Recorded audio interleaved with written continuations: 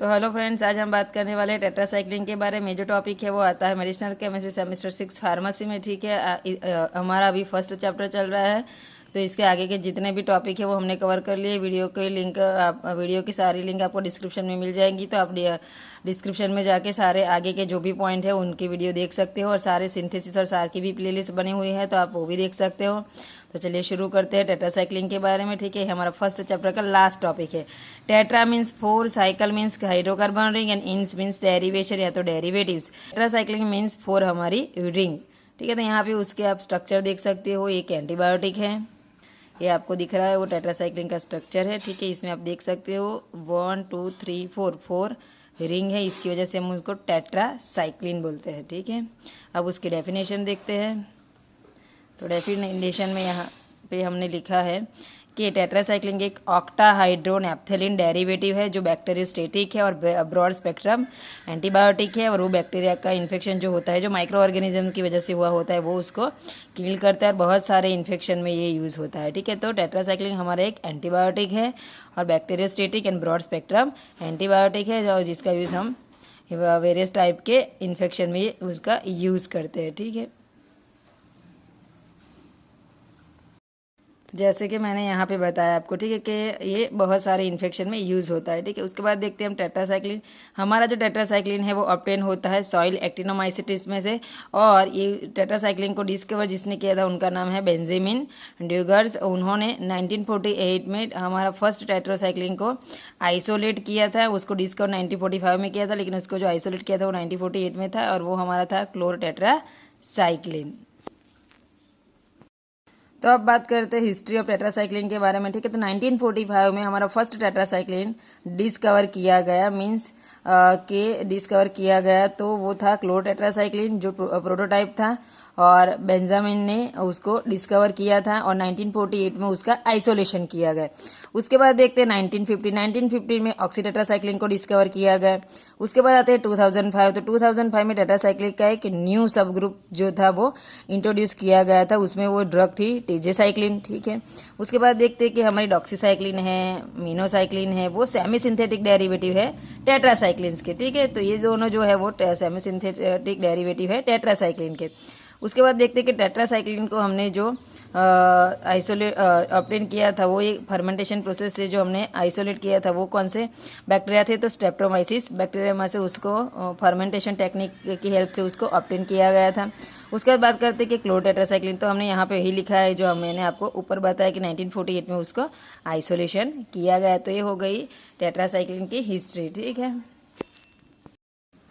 तो अब बात करते हैं स्टीरियो केमिस्ट्री ऑफ टेट्रासाइक्लिन के बारे में। तो जो टेट्रासाइक्लिन की जो स्टीरियो केमिस्ट्री है वो बहुत कॉम्प्लेक्स है।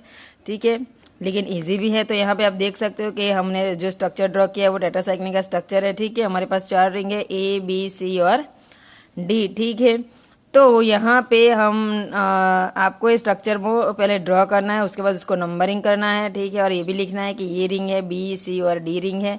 उसके बाद यहाँ पे आप देख सकते हो कि हमारी फोर्थ ए पोजीशन पे 5 5A 6 और 12 पोजीशन पे जो कार्बन है वो कायरल कार्बन रहते हैं। ठीक है, लेकिन वो डिपेंड नहीं करता है सब्स्टिट्यूशन पे। ठीक है, उसके बाद हम देखें तो जो हमारा मिथासाइक्लिन है, ऑक्सीटेट्रासाइक्लिन है, मैक्लोसाइक्लिन है, डॉक्सीसाइक्लिन है, वो सब की जो 5th पोजीशन पे OH ग्रुप रहता है उसमें सब्स्टिट्यूशन होता है।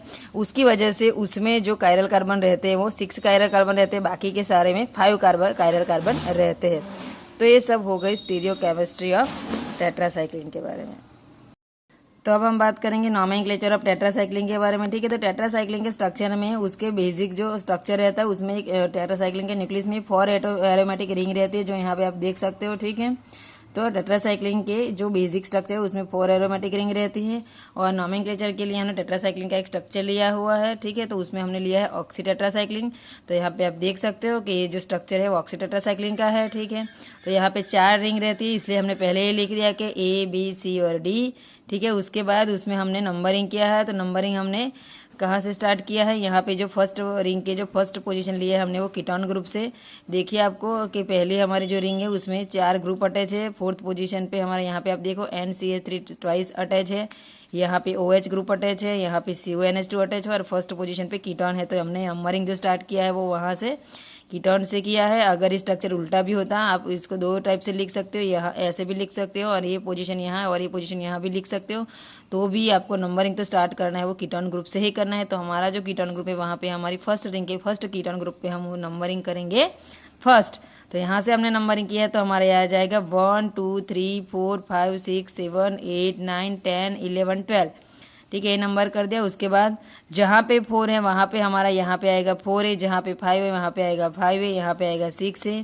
ठीक है, यहाँ पे 10 है, 11 है और 12 है, ये हमारा आएगा। क्योंकि हमने ये नंबरिंग इसलिए क्योंकि किया है क्योंकि हमारा जो केमिकल नेम बनेगा उसमें ये सारे हमको डिस्क्राइब करने हैं। ठीक है, तो चलिए अब शुरू करते हैं कि इसका नेमेनक्लेचर कैसे होगा। ठीक है, तो पहले हम कहाँ से नेमेनक्लेचर स्टार्ट करेंगे, तो हम यहाँ से करेंगे 4th पोजीशन पे। ठीक है, तो हमारी उसका जो हमने नेमेनक्लेचर किया वो यहाँ पे आप देख सकते हो क्या लिखा है, 4 डाइमिथाइल अमीनो। तो हम यहाँ जाके देखेंगे 4 डाइमिथाइल अमीनो। ठीक है, उसके बाद क्या है 3 5 6 10 12 12 ए हेक्सा हाइड्रोक्सी। ठीक है, तो यहाँ पे आप देख सकते हो 3 5 जहाँ पे आपको OH ग्रुप दिख रहे हैं। ठीक है, तो 3 पोजीशन पे है, 5 पोजीशन पे है, 6 पे है, 10 पे है, ठीक है, 12 पे है, 12 पे जितने भी हाइड्रोक्सी है। ठीक है, तो यहाँ पे हमने लिखा है 3 5 6 10 12 12 हेक्सा हाइड्रोक्सी। कितने हुए 1 2 3 4 5 6, तो 6 मीन्स हेक्सा और OH ग्रुप मीन्स हाइड्रोक्सी, तो हेक्सा हाइड्रोक्सी। उसके बाद 6 मिथाइल, तो आप यहाँ पे देख सकते हो 6 पोजीशन पे मिथाइल ग्रुप है तो हमने लिख दिया 6 मिथाइल। उसके बाद देखिए 1 11 डाई ऑक्सो, तो आप यहाँ पे देख सकते हो कि हमारी 1 पोजीशन पे और 11 पोजीशन पे कीटोन ग्रुप है तो हम ये लिख सकते हैं 1 11 डाईऑक्सो।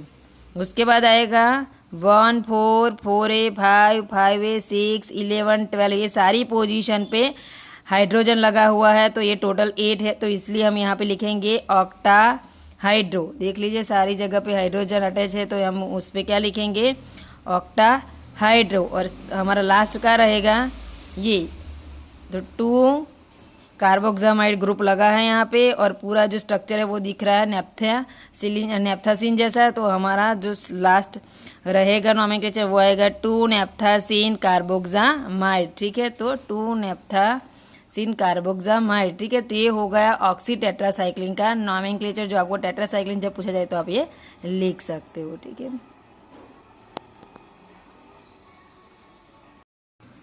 तो अब बात करते हैं क्लासिफिकेशन ऑफ टेट्रासाइक्लिन के बारे में। ठीक है, तो टेट्रासाइक्लिन का जो क्लासिफिकेशन है वो हमने 2 टाइप से किया है। फर्स्ट हमारा जो according to duration of action और सेकंड हमारा जो है वो है अकॉर्डिंग टू सोर्सेज। ठीक है, तो पहला हम देखते हैं कि according to duration of action, तो उसमें 3 टाइप्स आएंगे। एक आएगा short acting, intermediate acting and long acting. ठीक है, तो हमारा शॉर्ट एक्टिंग में आएगा tetracycline, chlor tetracycline, oxy tetracycline. Intermediate activity में एक्टिंग में आएगा हमारा डिमोक्लोसाइक्लिन और मिथासाइक्लिन। और थर्ड रहा हमारा लॉन्ग एक्टिंग, तो लॉन्ग एक्टिंग टेट्रासाइक्लिन में हमारा जो आएगा वो है डॉक्सीसाइक्लिन, मिनोसाइक्लिन एंड टीजेसाइक्लिन। ठीक है, अब देखते हैं अकॉर्डिंग टू सोर्सेज। तो सोर्सेज में क्या आएगा कि नेचुरल एंड सेमी सिंथेटिक। तो नेचुरल में आएगा हमारा tetracycline, chlor tetracycline, oxy tetracycline और सेमी सिंथेटिक में हमारा आएगा, और यहाँ पे एक और रहा है डेमिक्लोसाइक्लिन। ठीक है, और उसके बाद आएगा हमारा सेमी सिंथेटिक टेट्रासाइक्लिन, तो उसमें आएगा डॉक्सीसाइक्लिन, मैक्लोसाइक्लिन, मिथासाइक्लिन एंड मिनोसाइक्लिन। तो ये हो गया हमारा अकॉर्डिंग टू सोर्सेज। अब हम देखते हैं कि स्ट्रक्चर उसके कैसे ड्रॉ किए जाते हैं। तो अब देखते हैं कि हमको अगर टेट्रासाइक्लिन का जब भी क्लासिफिकेशन लिखना हो तो स्ट्रक्चर तो ड्रॉ करने ही पड़ेंगे क्योंकि उसके स्ट्रक्चर के बहुत सारे मार्क्स होते हैं। तो अब बात करते हैं स्ट्रक्चर ऑफ टेट्रासाइक्लिन के बारे में। ठीक है, तो जब भी हम क्लासिफिकेशन लिखेंगे टेट्रासाइक्लिन का तो उसमें आपको 3 या 4 तो टेट्रासाइक्लिन जो मेन ड्रग है उसके स्ट्रक्चर आपको ड्रॉ करने पड़ेंगे। तो हम कैसे ड्रॉ कर सकते हैं वो देखते हैं। तो पहले आपको ये कॉमन टेट्रासाइक्लिन का स्ट्रक्चर ड्रॉ कर लेना है। फिर हम यहाँ पे आप देख रहे हो कि R1, R2, R3 और R4 ये चारों पोजीशन पे आप अलग अलग ग्रुप रखते जाओगे तो आपके कंपाउंड बन जाएंगे। हम देखते हैं कैसे बनेंगे। हमने ये टेट्रासाइक्लिन का कॉमन स्ट्रक्चर रखा है। ठीक है, तो मैं टेट्रासाइक्लिन की ही ड्रग बनानी है तो हमको R1 पे H रखना है, R2 पे CH3 रखना है, R3 पे OH और R4 पे H ग्रुप रख दोगे आप तो बाकी का तो सब कुछ सेम रहेगा और हमारा टेट्रासाइक्लिन बन जाएगा। ऐसे ही तरीके से हमको क्लोर टेट्रासाइक्लिन दिख रहा है आपको यहाँ पे क्लोर टेट्रासाइक्लिन, उसमें भी क्या करना है टेट्रासाइक्लिन जैसा सब कुछ रखना है, सिर्फ R1 पोजीशन पे Cl ग्रुप रखना है यहाँ पे, बाकी सब टेट्रासाइक्लिन जैसा ही रखना है। तो हमारा क्लोर टेट्रासाइक्लिन बन जाएगा। तो इसी तरीके से हमने 5 टेट्रासाइक्लिन जो हमारी रिंग कंपाउंड है उसके बारे में यहाँ लिखा है। तो उसमें टेट्रासाइक्लिन के जो मेन स्ट्रक्चर आप यहाँ पे देख सकते हो कि हमने 4 पोजीशन यहाँ पे लिखी हुई R1, R2, R3, R4। उन 4 पोजीशनों पे अगर आप ये चारे कंपाउंड के इतने ग्रुप रख देते हो तो आपके कंपाउंड इजीली बन जाएंगे। ठीक है, आप बना के एक बार जरूर देखिए, सारे कंपाउंड बन जाएंगे। तो ये जो पोजीशन लिखे हैं R1 पे ये रखना है, ये जो ग्रुप जहाँ पे भी रखना है तो आपके बन जाएंगे। देखिए यहाँ पे एक और चीज मैं समझाती हूँ कि हमारे टेट्रासाइक्लिन में ये आता है R1 पे H, R2 पे CH3, R3 पे OH और R4 पे H ग्रुप आता है। ठीक है, तो ये टेट्रासाइक्लिन बन जाएगा। अगर हमको क्लोर टेट्रासाइक्लिन बना है तो हमको क्या करना पड़ेगा, H की जगह पे सिर्फ Cl चेंज करना, बाकी देखिए यहाँ पे सब कुछ सेम आएगा। ठीक है, ऐसे ही ऑक्सी टेट्रासाइक्लिन में देखिए आपके सेम टेट्रासाइक्लिन जैसा सिर्फ ए पोजीशन चेंज करनी R4। ठीक है, तो इस तरीके से आप सारे जो कंपाउंड है ये 5 कंपाउंड इजीली बना सकते हैं। जो इजीली बन सकते हैं वही मैंने यहाँ पे आपको बताया। ठीक है, तो ये स्ट्रक्चर में आप सब कुछ रखते जाइए, आपके सारे कंपाउंड बन जाएंगे। तो अब हम बात करते हैं मैकेनिज्म एक्शन ऑफ टेट्रासाइक्लिन के बारे में। ठीक है, तो पहले तो आपको ये स्ट्रक्चर ड्रॉ करना पड़ेगा, तो अच्छे से आप ये स्ट्रक्चर बना लीजिए पहले। ठीक है, तो आप यहाँ पे देख रहे हो कि हमारा बैक्टीरिया का राइबोसोम है, उसमें 2 यूनिट रहते हैं, एक 30S यूनिट और एक हमारा लार्ज 50S यूनिट रहता है। ठीक है, और यहाँ पे जो हमारा mRNA रहता है उसमें जो कोड रहते हैं वो कोड tRNA क्या करता है, रीड करता है, और रीड करके अमीनो एसिड की पॉलीपेप्टाइड एक चेन बनाता है, जो उसी वजह से अमीनो एसिड बनते हैं। अमीनो एसिड की जो चेन बन जाती है उसकी वजह से प्रोटीन का सिंथेसिस होता है। ठीक है, तो ये यहाँ पे आप देख सकते हो कि क्या होगा, ये जो टेट्रासाइक्लिन है वो प्रोटीन सिंथेसिस इनहिबिटर है। तो ये क्या करेगा, ये हमारे A साइट है और ये P साइट है। ठीक है, ये हमारा हो गया mRNA यहाँ पे रहेगा, और ये हमारा यहाँ पे आएगा tRNA, और ये हमारी हो गई पॉलीपेप्टाइड चेन।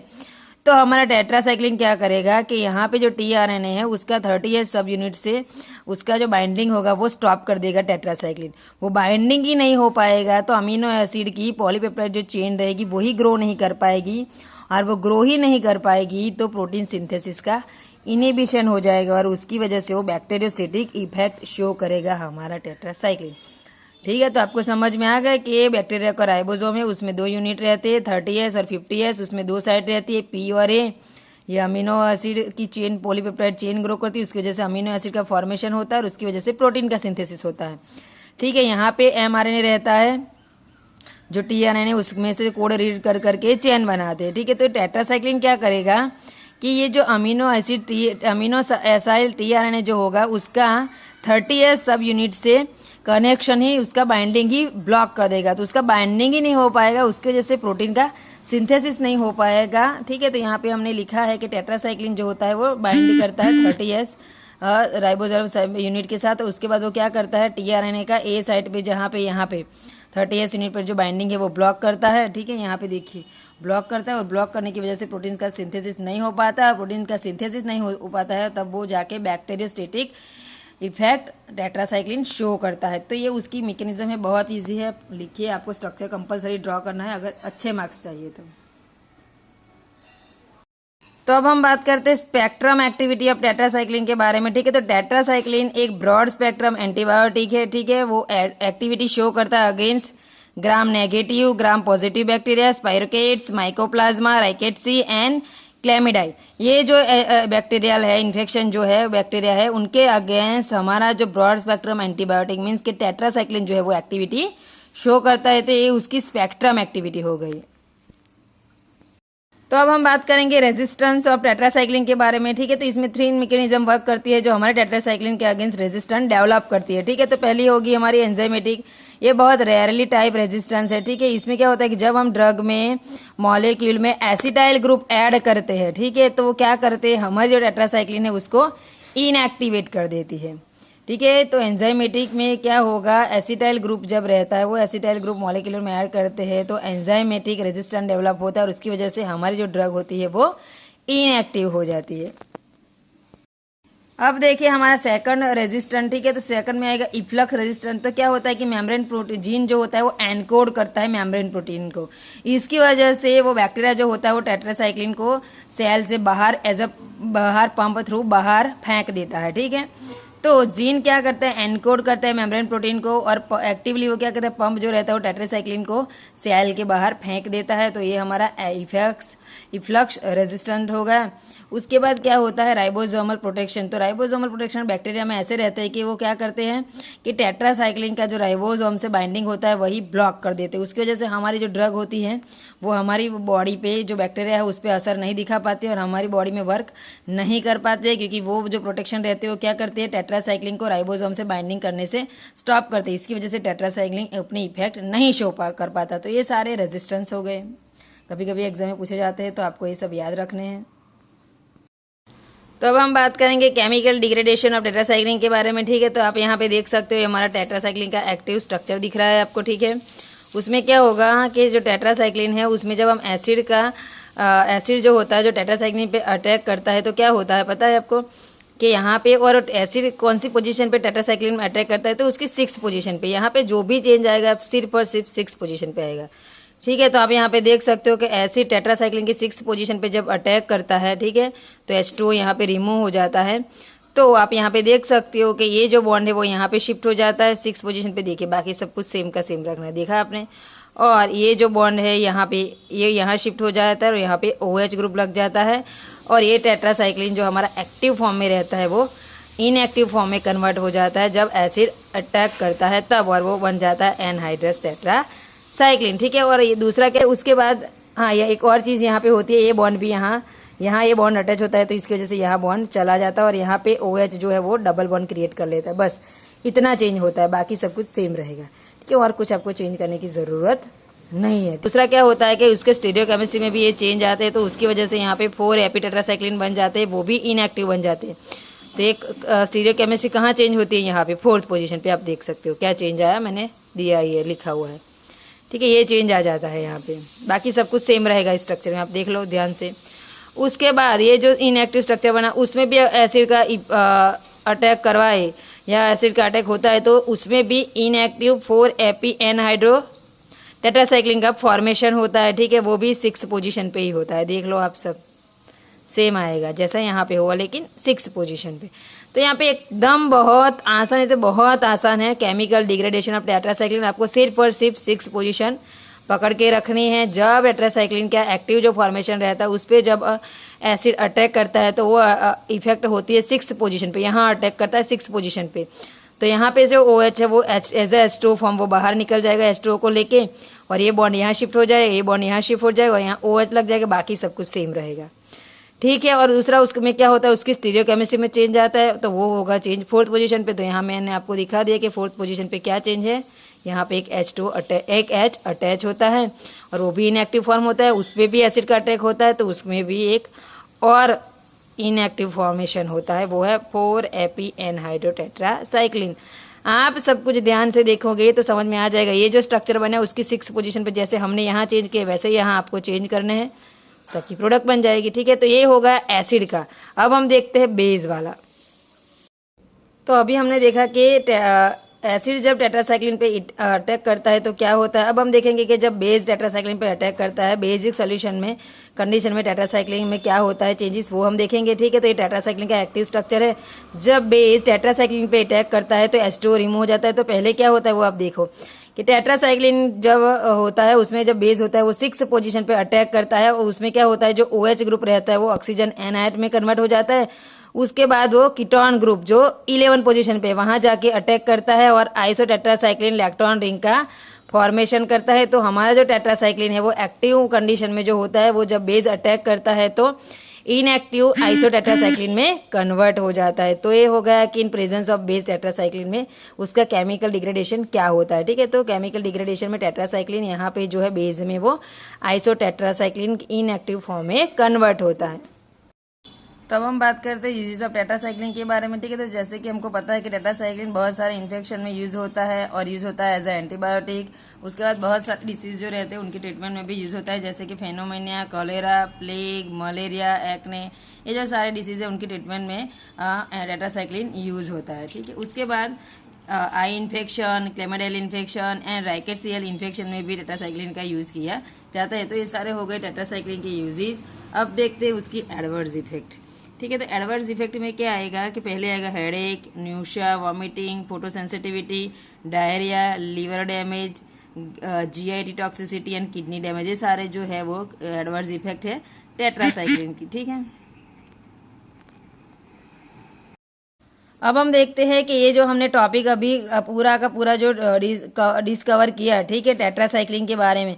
तो अभी तक के जो टेट्रासाइक्लिन के गुजरात में जीटीयू के एग्जाम में जो क्वेश्चन पूछे जाते हैं वो मैंने यहाँ पे नोट डाउन किए, अभी तक के जो पूछे गए हैं और इम्पोर्टेंट है। ठीक है। तो यहाँ पे पहला क्वेश्चन विंटर 2020 एग्जाम में, जीटीयू के एग्जाम में जो क्वेश्चन पूछा गया वो है draw journal structure of tetracycline antibiotic and explain mechanism of action, ये पूछा गया था। उसके बाद दूसरा क्वेश्चन विंटर 2021 में पूछा गया वो है discuss mode of action, uses and chemical degradation of tetracycline. तो ये दोनों जो क्वेश्चन है वो हमने कवर कर लिए हैं।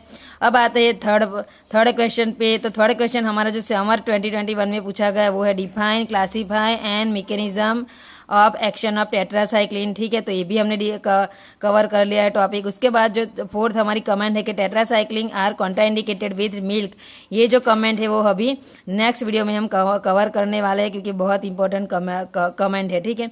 उसके बाद हमारा एक क्वेश्चन इंपॉर्टेंट है कि सार ऑफ टेट्रासाइक्लिन। तो ये सार जो टेट्रासाइक्लिन का है जो समर 2020 और 22 में भी पूछा गया है, तो ये सार हमने ऑलरेडी वीडियो बना के अपलोड कर लिया है, तो आप देख लीजिए। तो सारे जो क्वेश्चन है वो टेट्रासाइक्लिन के बहुत इंपॉर्टेंट क्वेश्चन है।